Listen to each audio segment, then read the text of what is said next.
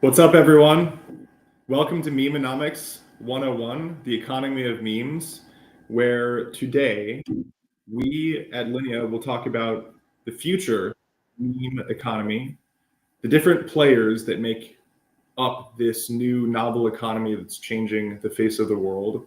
We'll talk about why memes on Linea, maybe even shout out a few favorite community projects, and just basically have a good time talking about memes and getting community responses. So if you're here, if you're part of the community, please give us your thoughts. Leave comments on Twitter, in the restream, and we will do everything that we can to address them. There's already a flood of wonderful messages coming in from y'all, so give us some time and we'll come back to them. Before we go on, let's do a quick round of introductions here. My name is Christopher. You might know me as Big Iron Chris. I work on Linea, covering both the growth of the ecosystem and marketing. We have with us today North, the founder of Nile, one of the leading decentralized exchanges on Linea that is famous for its integration with Pond.fun, our leading meme coin launchpad. And we also have Eric Mack, the new head of content of Linea. North, I'll turn it over for you to say hello and introduce yourself. What's up, everybody? You guys hear me okay? Yeah, so starting off, let's talk about the PFP. So I've got Cooper here from Christopher Nolan's Interstellar. And if you don't know, now you know. I don't know globally, but in Burgerland, Interstellar had its re-release on IMAX. So that started this weekend. So I'm definitely feeling that vibe. One of my all-time favorite movies. So that's why I'm rolling with this PFP today. Founder at Nile.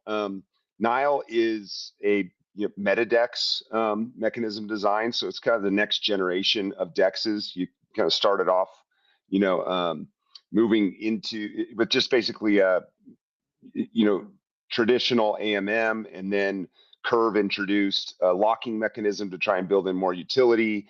And then now we've introduced in a separation between voters who can lock and then LPs. And basically what that creates is many more levers for incentivization and ultimately just more rewards for LPs. So it really plays in nicely with this MetaDex design with how meme coins work, and being able to have that real-time trading activity actually feed and fuel those memes. So pumped to be teamed up with Pond.fun.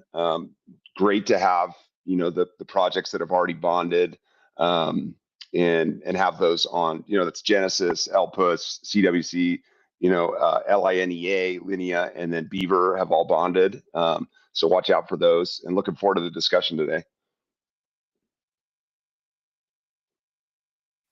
Cool. Awesome, yeah, dude. And I'm Eric. Good to be here. I'll be playing the role of Christopher's sidekick today, and excited to be along for the ride for Memenomics. My background, really quick, is as a journalist for over 20 years, and when you're working in news, you're always kind of chasing this thing. Like, we used to refer to it as like what's in the zeitgeist, or you could think of it as like what's trending, like what people are talking about, like what's important, and just like what's in the ether. And I think that the new way that we're going to determine that, and already are determining that, is through memes, and Memenomics is the way that we architect the incentives and try to maintain value for the people and for the communities, instead of sending them off to 5 companies on the west coast of the United States, has worked recently on the internet. So here for it and excited to see where it goes. Amazing. Thank you, Eric. Thank you guys for joining. I'm super excited about this. So what are we going to talk about today? If you're here listening, joining in as a community member, talking about memes, congratulations.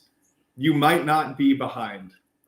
Today's Twitter space will be the single most bullish discussion about memes in human history. What we're going to cover are three things: how memes are evolving into the cornerstone of our new digital markets made possible by Ethereum, the key economic, cultural, and generational shift that is driving the growth of memenomics, not just as something standalone around memes or the ERC20s, but actually this global economy that has emerged. And I'll also be giving you guys some bold predictions about how potentially, if magic internet money is the gods of magic internet money on our side, if it all comes together, memenomics might just reshape the global economy for the better. So the leading prediction here is that memenomics, the economy of memes, will see 1000x growth in the allocation of money, talent, and attention by 2035, 10 years from today, simply because one fact: people are poor and they want to be rich. What does that mean? Let me tell you a little bit more about myself and how I got into the cryptocurrency space and why I'm really, really bullish and personally interested in participating in the growth of memenomics. Like many people, I came to cryptocurrency as an investment opportunity. I thought ETH was interesting. I read the Bitcoin white paper, the ETH white papers, and it kind of clicked because I have a background in like performance advertising. I was a director of advertising, running a lot of money through like Facebook's ad platforms back in my Web 2 corpo days. And in that time, I ran ads during like the COVID pandemic, and I ran ads during the 2020 election cycle. And if you were running advertisements at the time, there was a super high probability that your account got shut down. And there were no rules, there were no clarity on like how to get it unblocked. And this is all to say that beyond that, there was also a huge amount of manipulation from the people designing the advertising and the platform algorithms to shift how people were thinking. And like advertisers kind of had a part in that because we were funding the machine. So I read about Ethereum as this like open source, decentralized world computer. I was super excited about Brave. I thought, you know, this really is the future of how data and economies will form. So that led me to actually get on chain. I took some of that ETH. I found it was very expensive. And then I got onto a chain that you might know, formerly called Binance Smart Chain. And I began participating in the memenomics, the very early memenomics of Binance Smart Chain. And if you also were around in that time, you'll know that before like all this hype, like, you know, Murad talking about the meme coin super cycle, Kel XYZ posting about that from Masari Research, there already was a big meme economy on Binance Smart Chain empowered in 2021 because gas fees were so cheap. So while ETH had all these NFT activities, there was like, it was called the BSC Casino. And what was really amazing to me was the ability to just get involved at a community level as an individual and contribute. You could, if you had marketing skills, you could create a website, you could run a social media handle. A lot of people that I knew became community moderators because they understood the vision of the project. They understood the meaning of the meme.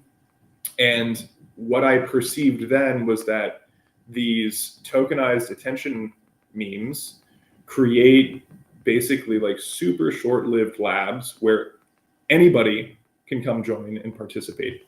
So it's near and dear to my heart. I know that there's a lot of, you know, gray area and a lot of risks, and many meme coins are run with nefarious intentions, but the good ones form communities, and that's what we want to talk about here today from Linea. So I'm going to go through a few points, and I'm going to pitch it back north to you and you, Eric, so that we can keep the conversation and the dialogue going here. The first thing that I want to talk about is why meme coins are so appealing. You know, in the ecosystem of the decentralized world computers like Ethereum and Solana, what's attained product market fit? Basically, you have like DeFi. NFTs kind of had their thing, but they didn't really stay around. Like there's a small product market fit around branding through profile pictures, but meme coins have by and large been the most successfully adopted crypto vertical in the world. And I think that there's really like two reasons why. The simple reason is people are increasingly nihilistic towards personal finances. Why? What does nihilism mean, right? Basically, people don't think that by working a steady job, they're going to get ahead. There's too many taxes. Your local currency inflates too fast. Even the US dollar has had significant inflation over the past 5 years. House prices are rising, food prices are rising. So people are like looking at the economy and realizing that it's really kind of rigged against them. And well, with a meme coin, maybe you could get 100x, right? And maybe that 100x could take your $1,000 into $100,000. And that's what I mean by like, people are poor and they want to be rich.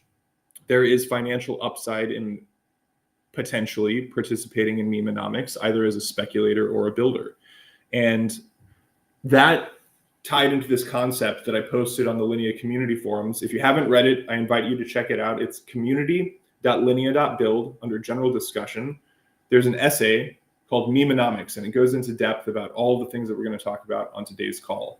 This is really just a way to disseminate and discuss with the community more about what that essay entailed. In that post, there is an image called Memelo's hierarchy, and it's a riff on Maslow's hierarchy. For those of you familiar with Maslow's hierarchy, this may sound familiar, obviously, but Maslow's hierarchy is this concept that human beings have the need to fulfill basic needs, ladder by ladder, incrementally by incrementally, until they can actually go for like self-actualization, which is deep knowing of who you are, fulfilling your creative desires, pursuing what you as a human would want to do if you don't have to worry about the other basic things. So at a psychological perspective, here's my take on it. Memelo's hierarchy. At the very bottom, you have physiological needs. The physiological needs are met by meme coins because guess what? You need to pay for food, you need to pay for rent. And if you can secure your gains and enjoy the ride, you're actually taking care of that. You have the need for safety as a person. And in the world of memenomics, there's a lot of danger, right? There's rug pulls, there's developers selling, there's honeypots, there's all these things that could go wrong, or somebody just sells on top of you. So because it's so risky, it actually fulfills the need for safety because there's all these tools that enable safety. There's token sniffers, there's liquidity lockers. And so going through the process of participating in memenomics, a person can actually fulfill their safety needs. The belongingness and love needs, which is right at the middle of the pyramid of Memelo's hierarchy, is super relevant to memes because a meme isn't just about an image. It's not just about a chart. It really comes down to the communities, and these communities of people form on Twitter. They form in Telegrams, in Discords, and basically you can make new best friends hanging out in your meme community. You can meet people who you're going to work with. I've met people who I've worked with for 4 or 5 years in meme communities. Like you can find your best friends. Maybe you find like a boyfriend or girlfriend. It's all possible through the power of memes. And like if you're a video game player, you know that this is not a novel idea, but people actually come together online, and because they're aligned around this community vision of growing the meme in the mind of the world, there's something to work towards. The next ladder of memenomics, Memelo's hierarchy, is esteem. So esteem is kind of like, how do you feel about yourself? How do you feel that other people see you? And a lot of this comes down to being able to spot a runner. So this is your ability as a person in the memenomics world to say, oh, this meme is probably going to be very successful, and you like share it with your friends. If you do that, your esteem amongst your friends goes up super high, and you can be like clouded within your friend group as somebody who spots the runners, right? The final tip, the tip of the Memelo's hierarchy triangle, is self-actualization. And this is what all humans are striving towards, right? We can't really approach self-actualization if these other rungs of the hierarchy are not fulfilled. The need for esteem, the need for community, the need for safety, and the need for basic food and shelter and water. But not only do memes cater to every aspect of human psychology as determined by Maslow's hierarchy, but they even fulfill the capability of self-actualization. And what does self-actualization mean here? Within the context of memenomics, it means the ability to secure generational wealth and retire your bloodline, and then just basically pursue whatever is in your heart. I have one example. I was talking to somebody last week, and it was a core dev of the Bonk team. If you're familiar with the Bonk coin on Solana, went very, very high. He was in very, very early, and he did exactly as I'm talking about, like worked in the community. And now he has a farm in South America, a very large farm, and he basically like has people there working with him to tend to the land. So he still works on the meme, but he decided that at the apex of who he was as a person is he wanted to move out of the city. He wanted to go live a more rural lifestyle and basically reject the hyper materialist culture that he was experiencing in the cities. So that's the riff on why memes, besides just the financial gain, actually cater to a huge swath of people in the world. And Eric, I'm curious what your thoughts are. I know you're probably familiar with Maslow's hierarchy. Does anything that I say resonate as true with you? Have you experienced anything like that? Yeah, well, while you were talking, like, agree with everything that you said, and kind of what's going on, and to bring that down to like the Web3 context that people that are watching might relate to is, it seems to me like what's going on is, during the early days of COVID, I saw people like looking for a lot of what you just described in that hierarchy of needs, starting to look for it in DAOs. I know I certainly did. And then, still enjoy a lot of DAOs, but DAOs can be a bit of a heavy lift, right? There's like governance and there's like all kinds of things to get involved in. And so, post FTX, when a lot of the air kind of came out of the DAO balloon, I think, there was still that need and people were still trying to fulfill those needs, but maybe look for it in a place where there was like, it was more fun. It was a little less of a heavy lift, and you could bring a community together around something like maybe lighter and with a little less governance. And so that's where I think, meme coins have started to fill that void. And it's really, just the beginning of where they could go. I mean, I see these as, perhaps supplanting part of the role of journalism. We're a little ways from that, but just in terms of how we tell stories, inform. Yeah, you can't just say that and then like not follow it up. What do you mean? What do you think is a possibility here? And remember, we're here visioning, Eric. There's no wrong answers. Right. Well, I mean, like I was kind of alluding to earlier, memes are just, it's this thing that Richard Dawkins came up with actually like back in the 70s. And they're just, memes are just ideas and concepts and that are easily communicated. And the news media that I come from has had a kind of a hard time doing that to kind of, establish, what are the ideas, what do we establish as truth, and how do we communicate that? Well, we can't even get people to agree on what truth is. And so, this really comes down to a huge coordination game. We talk about coordination a lot in Web3, and so far memes have been one of the best way of establishing just like what are ideas that we want to communicate. And so like that's the basic building block that I don't know how it's going to work, what the infrastructure is going to be, but like if this is how ideas are communicated now, well, that's also what journalism is trying to do, is to communicate ideas and the truth. And so I think how we do that 10 years from now is going to flow somehow through memes. Super interesting. Yeah, there's no doubt that the power of these collective communities to come together and tell a story together through multimedia formats, different social channels, is probably hitherto never before seen. North, I want to pass it over to you. You're a leader in the DeFi space. You have a lot of experience in Ethereum and the communities of Ethereum. Obviously, communities are the heart of memes. Mm-hmm. I'm curious to get your perspective on the differences between a DeFi community and a meme community from your perspective. Mm-hmm. Yeah, it's a great conversation, and I love that you brought out, Maslow's hierarchy of needs, and it's given me an interesting perspective to look at not only my own participation, but community participation in the meme coins that I'm following and tracking, and the communities that I'm in. So that's a fun take for sure.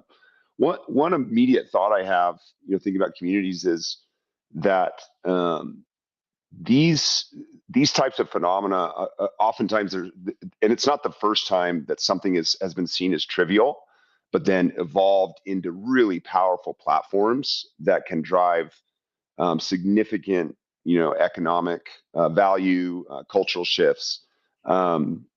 Think about, and at first they're dismissed, right?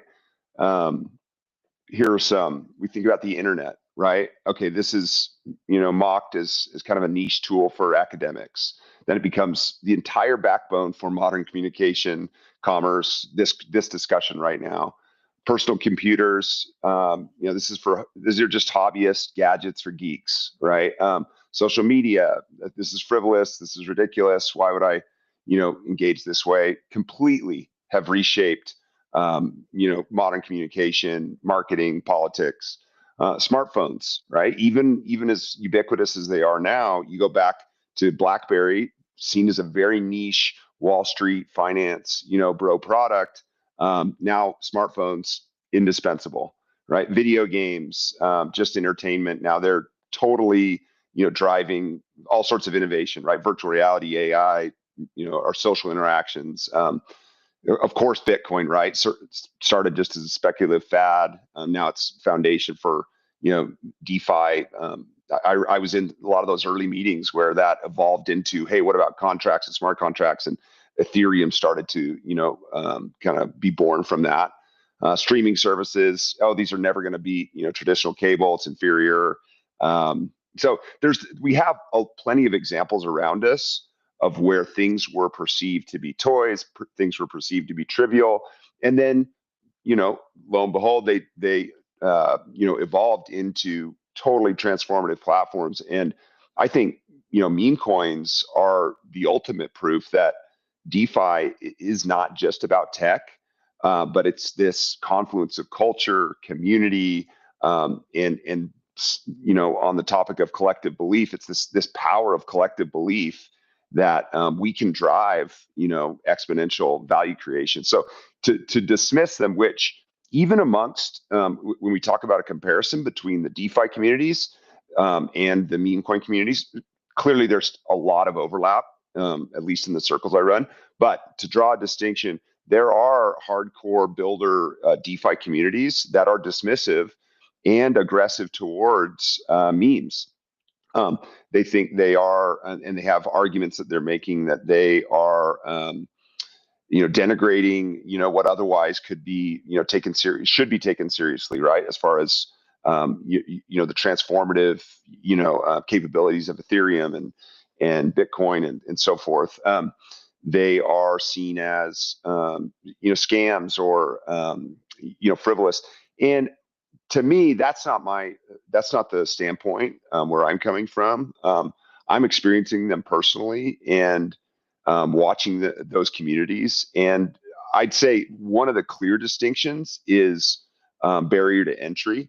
So for somebody to understand, finance, maybe even their own personal finances, and then to make a decision of, what, I want to take my, let's say they're, an hourly, wage person, right? I want to take this $120 extra I have each week after I've, gone through my basic expenses, and I'd like to do something with it other than put it under my mattress, right? To go into that realm where somebody's starting to think about their personal finances, and to say, I'm going to check out the, become a liquidity provider, or I'm going to check out the lending protocols, that are available, on Linea. These are, I'm going to deposit my assets, right, and start to earn. To go from being in that, barely starting to think about the future and personal finances, to your point, climbing that, that hierarchy, to actually making some, medium or long-term financial decisions, and interacting with platforms, overcoming the learning curve, for the tech. That's a big leap. That's a big leap. Compare that to your friend says, hey, buy Beaver, right? And really, it's like, well, how do I do it? Download this app, and there it is, right? And in 3 minutes, your friend can get you into something. Now, did you fully understand it? What, are you talking about Maslow's hierarchy and how this is transformative, combination of finance and culture and tech? No, you're not.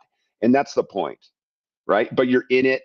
And now you have builders and creators who are leveraging your interaction, your feedback, to build better and better products that absolutely are and will continue to leak out, right, and drive innovation to things where somebody like a Larry Fink, at BlackRock, or the president of the United States, or somebody else will say, hey, there's value there. And so don't get it twisted of how crucial that sometimes seen as trivial entry point and that lowered barrier to participate, how critical and how impactful that can be. Yeah, man, I totally agree. I think that one of the things you touched on, which is very relevant for everyone, is this idea of personal finances. And the education system around the world basically doesn't teach people the basics of finances and how the economy relates to them. And what you were describing is that simply by participating in memes, you can learn so much about financial systems. And it's actually incredibly empowering. Like, yeah, it's super risky, right? So most of the time people struggle at first if they're speculators, but simply by participating in the economy, they're able to learn so much and get so much closer to decentralized financial protocols like DEXs and the Aves of the world, that I think the value for people over the course of time is really there in joining memes. It's also how I will onboard people to crypto who are interested about it. I'm like, yeah, just check this out. You can check out Foxy or eFrogs if you want a big meme on Linea, or the OG profile picture. And then through that process, they actually hit an exchange, right? Yeah, I was just going to ask, how did you, for so many, myself included, well, a little bit different for me, but for so many, BTC was their original meme coin. Yeah, totally. I was talking to Joe Lubin about this, and he was like, yeah, BTC and ETH are basically just memes. Yeah, what did somebody really know about BTC other than number go up and it was orange, and maybe they saw a funny, post about it, to really decide I'm going to do this? I mean, not much. I mean, I can guarantee if we take the ever sophisticating arguments for BTC as digital gold and store of value and like treasury replacement that are being levied today, if we were to take those arguments, they're going to just increase in sophistication. All of those we could just flip back to the beginning of the journey for so many people, which was this thing's a meme.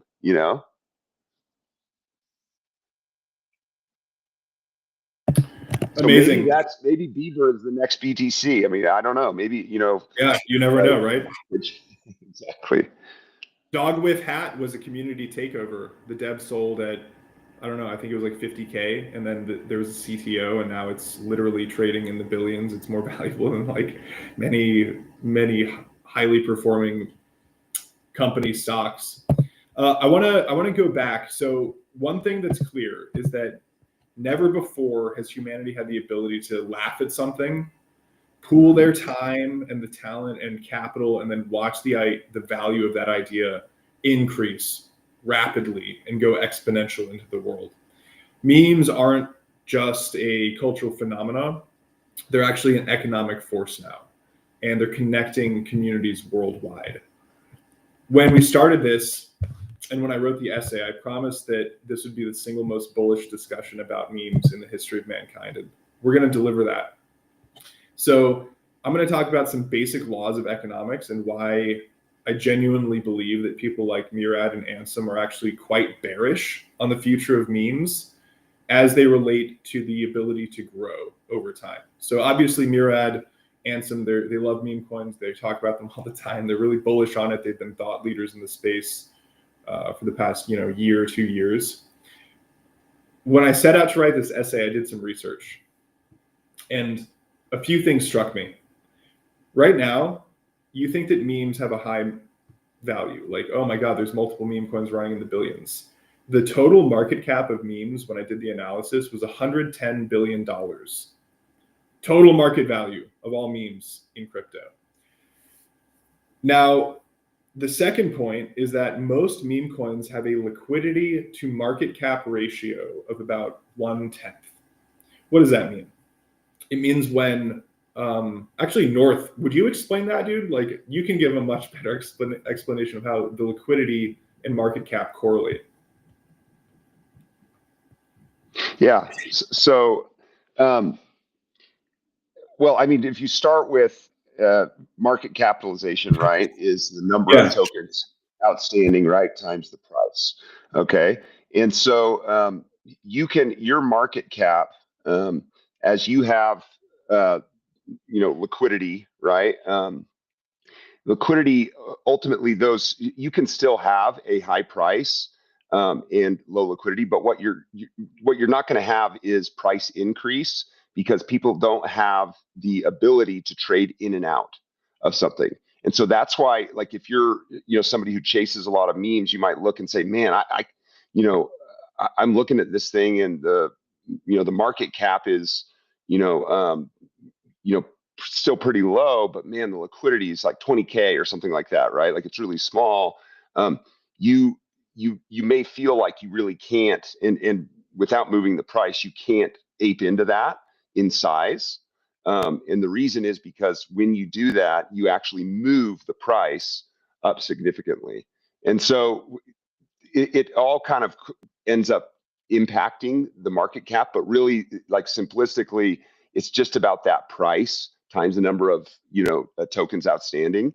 And so that it's all about how can you build, if you're thinking about building a position, how can you build a position of size without moving your price up, because you're trying to buy more and more.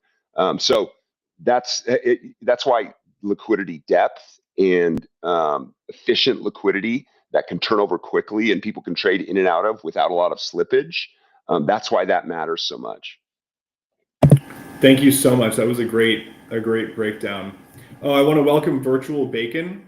Thank you for joining us. Very excited to have you here. I'll let you take some time, but just drop in the chat whenever you're ready to do an intro. So the three numbers that I want to remind everybody of: the market capitalization of all memes is $110 billion, give or take. I'm sure it's fluctuated since I did that.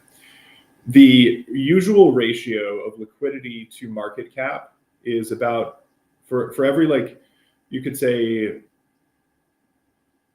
million of market cap, there's about $100,000 of underlying liquidity.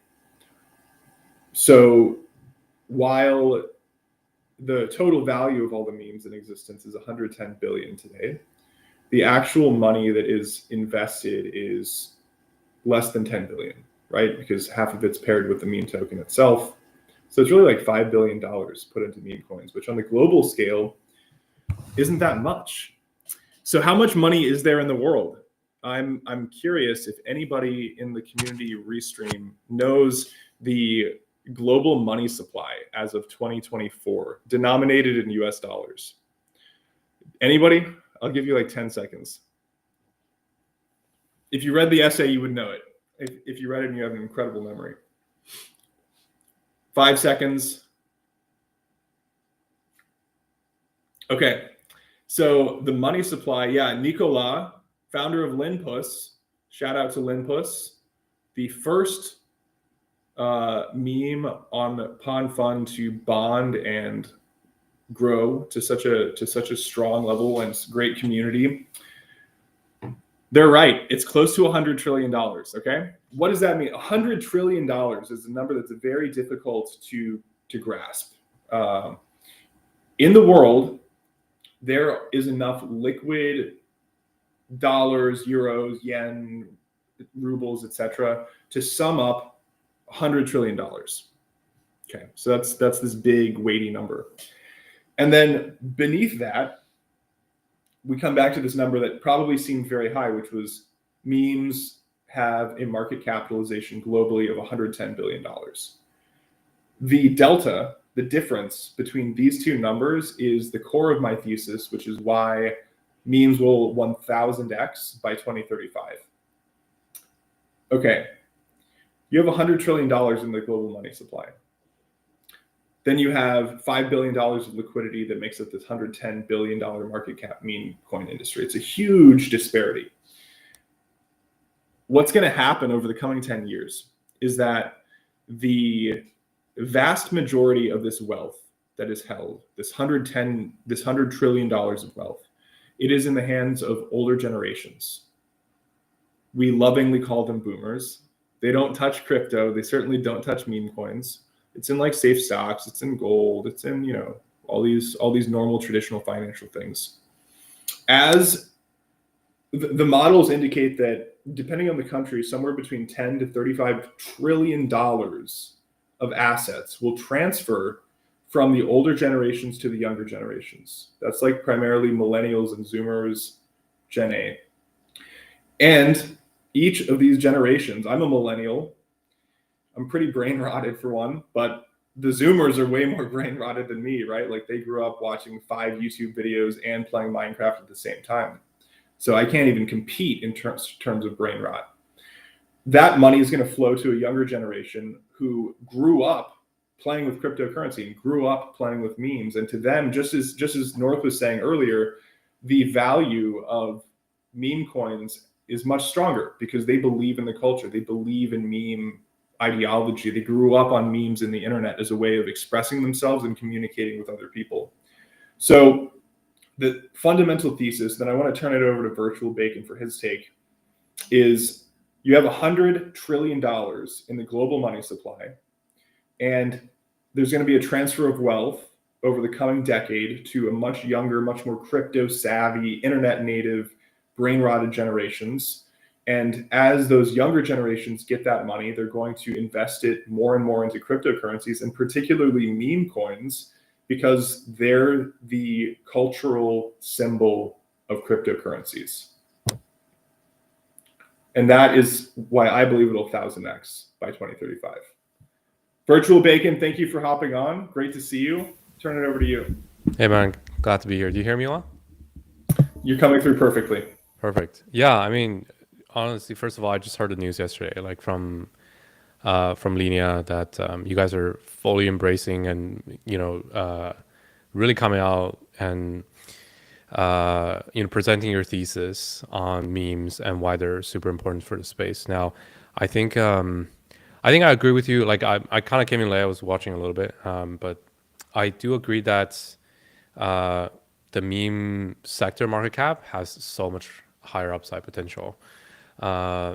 Because I talked to Murad before about this as well. Like we kind of agree a little bit. Like this cycle, it seems that a few memes are popping up, and then the rest of it are just kind of stagnant.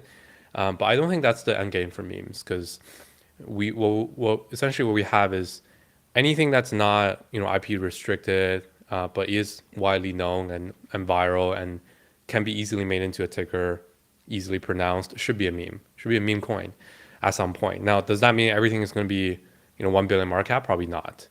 But just a common saying on TikTok already happening every day now, and some people will keep saying that for 10, 20 years down the line. And those this is clearly transitioning. It used to be that, if you like a meme, you have to you just say it a lot, and maybe you make that part of your whatever internet persona. But now you can just hold that coin. And I think it's clear, like we might not have just so vertical of the meme sector, but I think horizontal expansion is inevitable. Like so many different things, cultural phenomenons that are not gate kept in the and kind of pushed from traditional marketing is going to become meme coins, and that has to be done through crypto because there's no other way. Like you can't have a pump fund from equity. So yeah, I think I'm definitely like, I think memes are here to stay past this cycle in this fashion. I'm curious, you said something about horizontal growth. Could you give us an example of what that might look like in your perspective? Again, I'm gonna draw a little bit of like just very plain example from past conversation with Murad. Like let's say every hue of the color scale, like the color spectrum, that's identifiable with a word can become a meme. Like if your favorite color is red, there's a red meme coin. There's a blue meme coin. There's a yellow meme coin. Just like that, but extrapolate out to 100,000 other terms that people might really like, right? You can't have a company claim that, oh, we're the red company, and if you like red, you buy our stock, but you can only do that with memes. So I think that's probably what's going to happen past the cycle, and I think that's I'm not sure how to position that from portfolio sake, but that's maybe something along the lines of just indexing all memes. That's definitely has future in the future cycles. Amazing. Eric, I would love your perspective as somebody who's worked in journalism and pays a lot of attention to the way that sovereign nations engage in the zeitgeist, meaning how a government would engage with a very popular contemporary idea. What are your thoughts on Elon Musk creating the Doge, the Department of Government Efficiency, and effectively canonically memifying the world's largest empire in the present day? I mean, it's a pretty strong signal, obviously, to be bullish on memes. To put it in like a context, a greater context, let's do a really quick history of memes building up to that. First and probably biggest meme of all time, I would argue, is and it's gonna get weird. The sense of self. Like, I am a person. I am an individual. We don't know where this comes from, but it's the basis of like countless things from philosophy to anthropology to sociology. It all depends on that idea that we all have agreed upon. Number two comes a little bit later. Religion. Discuss among yourselves. Number three, I would say, is this guy right here, or specifically this piece of paper. I might challenge, you said earlier, BTC and ETH, some of the biggest meme coins. I would say this guy right here, I'm holding up a US dollar, is probably one of the bigger memes and the first meme coin. So let's bring this history up to the present day, because those are all things that nobody would have really acknowledged, and we don't really acknowledge that those concepts are memes. I spent the good portion of 10 to 15 years basically covering Elon Musk, and was a SpaceX reporter. And so I used to joke that my schedule revolved around Elon's schedule. So with Dogecoin, we had the first meme that was broadly successful, included a community takeover. And the whole time we were acknowledging that it was a meme in the contemporary sense of something we're having fun with, and a fun idea that we're spreading around and sharing as a community. And so through the career arc of Elon Musk, who's arguably our first meme master, self-conscious meme master, like acknowledging that he's creating and working with memes, and so much so that he doesn't even need a marketing department for his companies. He's just relying on the memes and on his following. And now for the first time, we're seeing a meme intentioned as a meme the entire time, being co-opted by actual legitimate governance, by the government of the people for the first time. So like, it's fascinating in that perhaps this is the way that we do community takeovers from now on, without having to go through something really messy in the context of government, like, oh, I don't know, the French Revolution. Maybe we don't have to bring out the guillotine. We can just bring out the memes. Maybe we don't have to bring out the guillotine. Maybe we can just bring out the memes. That's a quote if I've ever heard one. Bullish. That's awesome, man. We've got just a few minutes left. So I'm curious, virtual bacon, you cover a huge swath of the market. I'm curious, on your perspective, are you aware of any memes on Linea that you think have a very strong community? Yeah, I mean, I've been supporting Foxy since basically pre-launch. I think it really takes like heavy both involvement and also just openness from the ecosystem to really, you know, push something that's both fun but also the community can accept, like integrate everywhere in the ecosystem. And that's why I like Foxy a lot. Like too many of these guys just try to start their own thing first and then go to the ecosystem and say, oh, like look, we're bringing so much trading volume to your chain. Like you gotta push us. Which I think ultimately like you need audience to come in, and the top of the funnel of every ecosystem is going to be what they have and wallets and infra that they have. And if you take the other approach, it kind of rubs it the wrong way. This is why I like Foxy from day one. And it's really good to see that recently, it's acting as the example of what you guys plan to do with memes on Linea. So haven't touched any other, to be fair.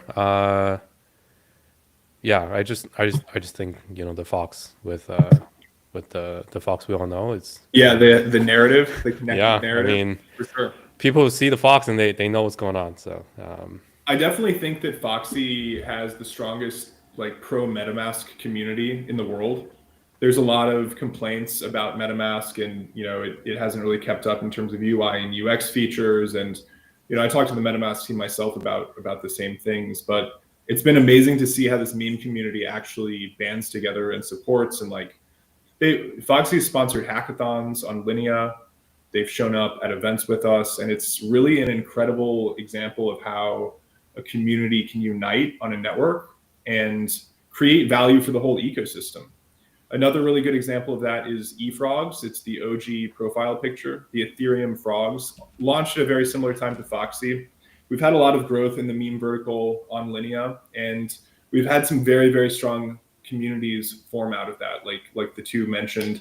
I'm also going to shout out a few other very small projects that are doing something interesting. Beaver Builders is innovating a new style of DAO based on meritocracy. It's called Velocracy. Super interesting. If you're kind of like a DAO head, I encourage you to check it out. Linpuss is a meme that was launched on Pond Fun. By the way, if you want to check out the meme space on Linea, check out pond.fun. It's our meme launchpad built by the community and has had a lot of successes in the past few weeks. So definitely go give it a shot.